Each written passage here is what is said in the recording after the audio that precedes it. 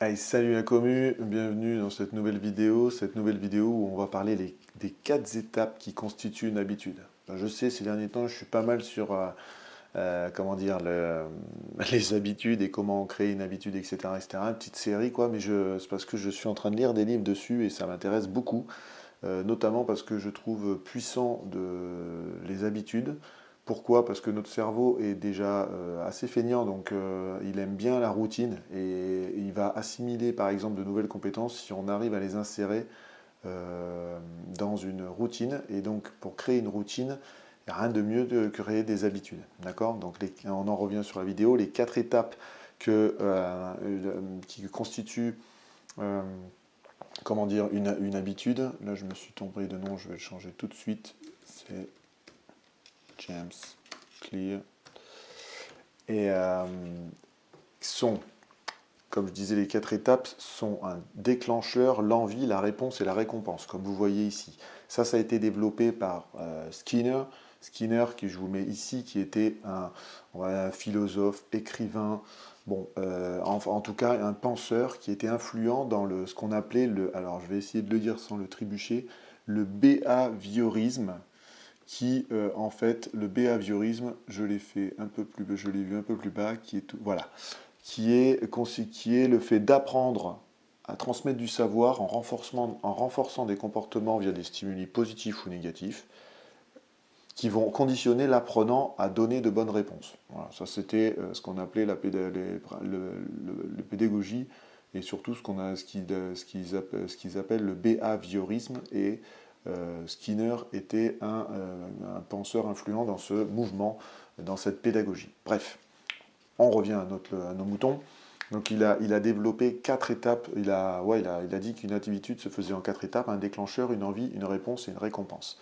Bon, le déclencheur, je vous en ai déjà discuté dans d'autres vidéos, je vous laisserai aller voir ça. Le déclencheur, c'est le petit effort que vous devez faire. Par exemple, je ne sais pas, ou le petit rappel que vous devez vous donner. Par exemple, le déclencheur, ça peut être quand vous vous réveillez.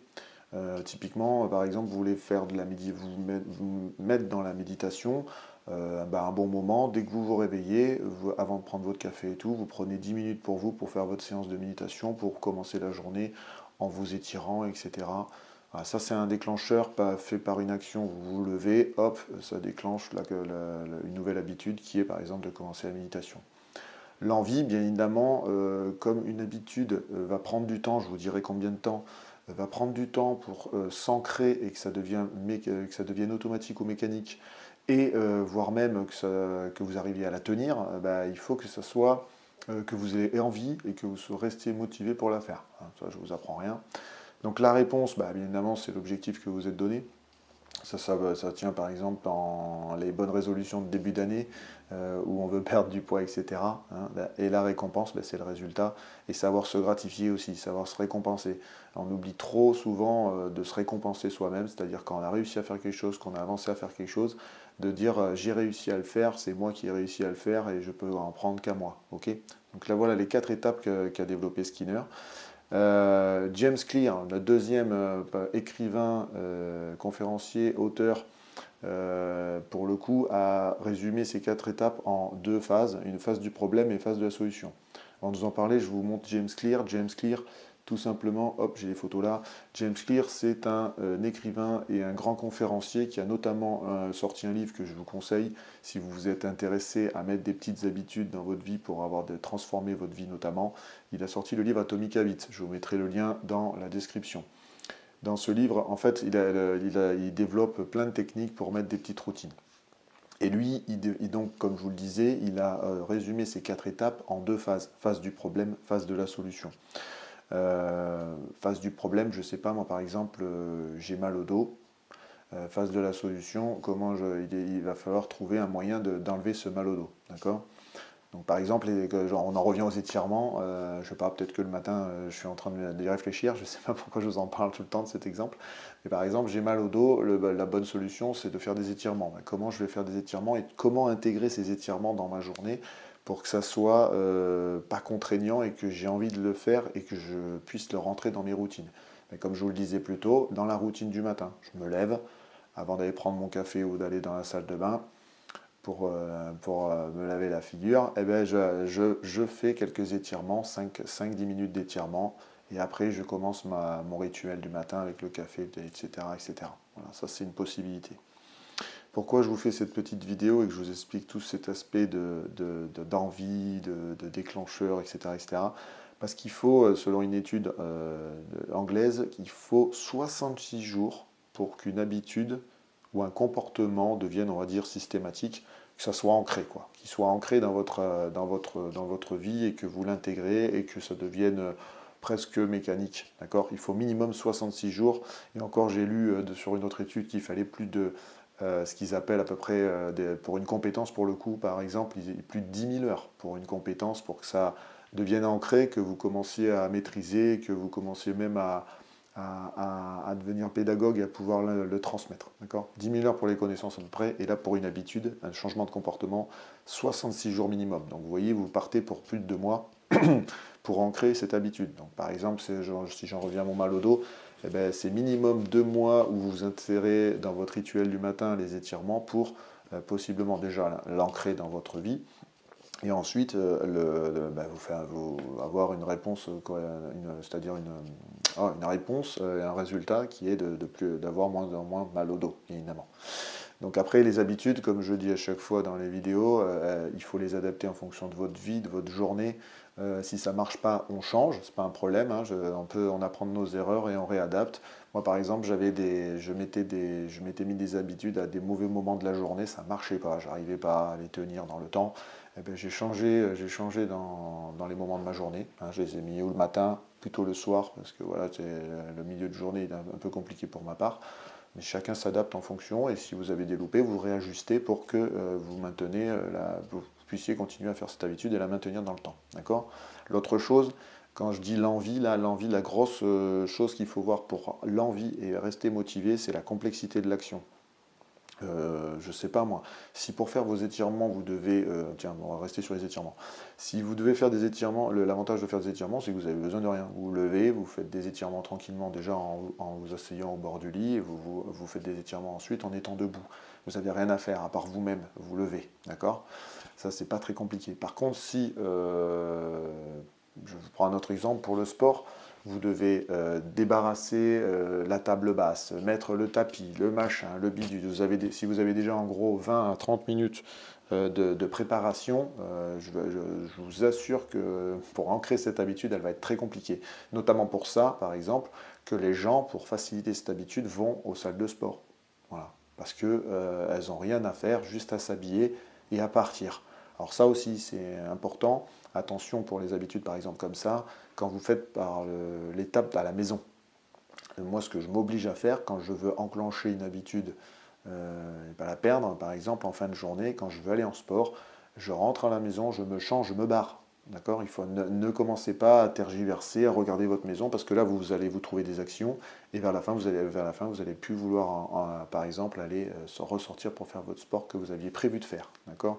Donc c'est pareil, il va falloir un petit peu d'effort au début, comme je vous le dis, et de maîtrise, et de surtout reprendre le contrôle de votre cerveau. Okay? Donc c'est pour ça, comme je disais, notamment que les gens partaient à la salle de sport, ça leur évitait de faire beaucoup de préparatifs, ils se changent et ils sortent, et ils vont à la salle de sport où il y a toutes les machines et tout ça. Donc ça, c'est la complexité de l'action et de l'habitude à mettre en place, elle est très importante, notamment dans l'étape de l'envie. D'accord? Comme je disais, boire un verre d'eau chaque matin, c'est plus facile que courir 2 km. D'accord?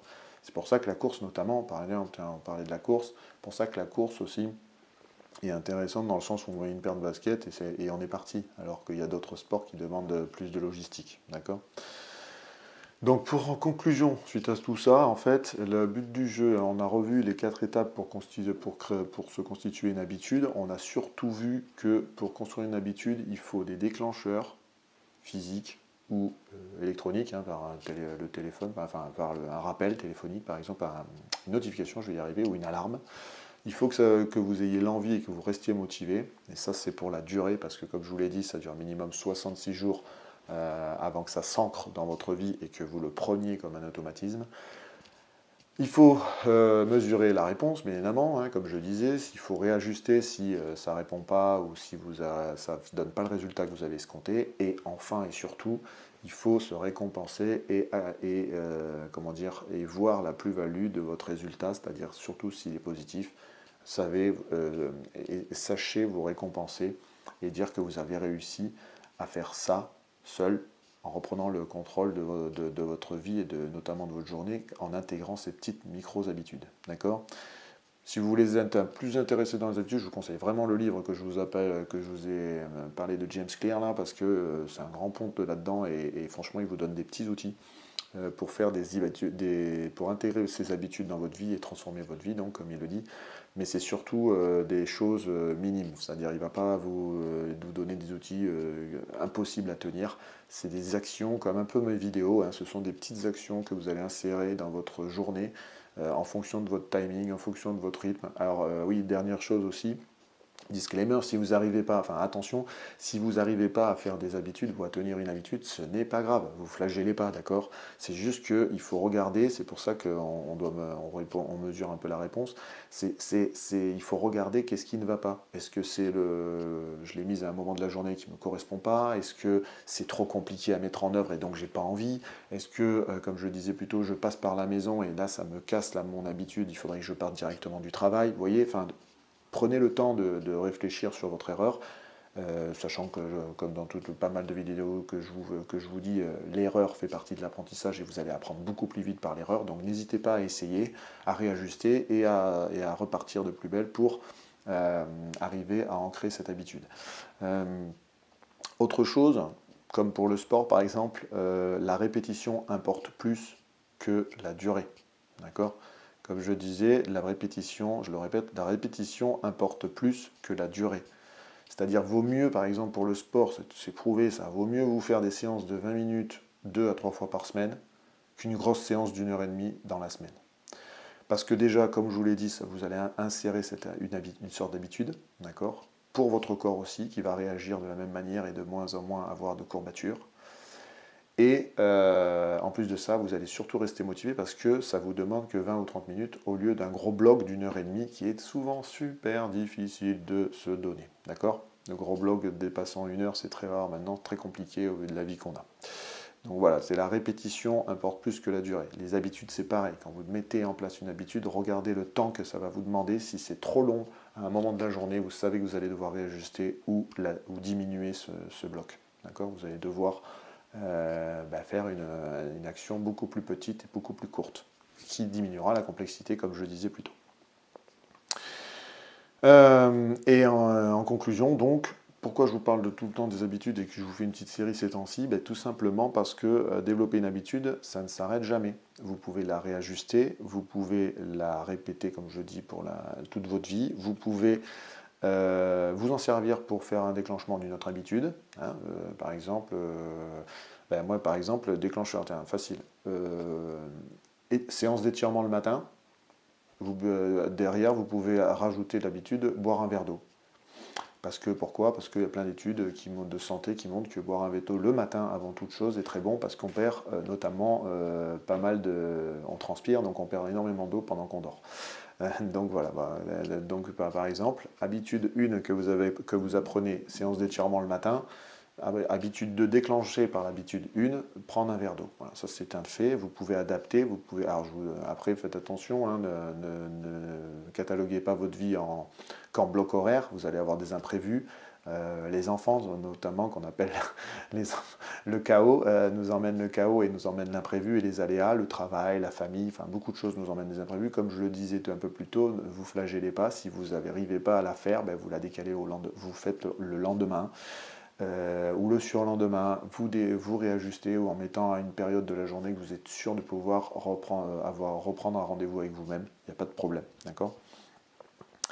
Donc ça me fait venir à, si vous dérogez occasionnellement, ça ne nuit pas à l'adoption du nouveau comportement, hein, parce que en fait les habitudes ça vous permet de changer, de vous faire évoluer et de changer votre comportement. C'est ça l'objectif des habitudes, hein, c'est de créer quelque chose qui va vous faire un nouveau vous. Voilà. Donc si vous dérogez une nuit ou une soirée ou une journée parce que vous êtes invité, parce que vous avez envie d'autre chose et notamment par exemple profiter de la famille, plus longtemps, etc., faites-vous plaisir. Le but du jeu, comme je vous dis, il y a toujours le mot envie ou le mot plaisir. et le mot récompense. Donc le but du jeu, c'est de garder sa motivation et d'aller loin et voir cette habitude, vous la maintenir toute votre vie, si c'est par exemple lié à la santé, d'accord? Donc c'est pas grave s'il y a une fois, je le répète, c'est pas grave, vous ne flageolez pas s'il y a une fois où vous ne le faites pas, voilà. Tout ça pour dire que les habitudes, en tout cas, c'est un bon moyen de gagner en productivité. C'est un très très bon moyen, au vu du livre que je vous dis, que j'ai lu là, notamment de James Clear, qui est pour changer de comportement, pour sortir d'un cercle vicieux, pour changer pour changer un petit peu votre rythme de la journée, votre rythme de vie, et surtout vous emmener vous faire évoluer, vous faire apprendre et vous emmener vers un nouveau comportement et un nouveau vous. Le principal, c'est de vous retrouver en mieux et de vous améliorer grâce à ces petites habitudes. Donc je vous dis encore merci de me suivre, n'hésitez pas à m'écrire des commentaires, me poser des questions, à liker mes vidéos, ça me permet de voir les travaux qui vous intéressent et de pourquoi pas détailler un peu plus ces sujets. N'hésitez pas à aller sur mon canal Telegram aussi, dessus où je discute de tous les sujets de tous mes médias. Et je vous dis à une prochaine vidéo. Ciao, ciao!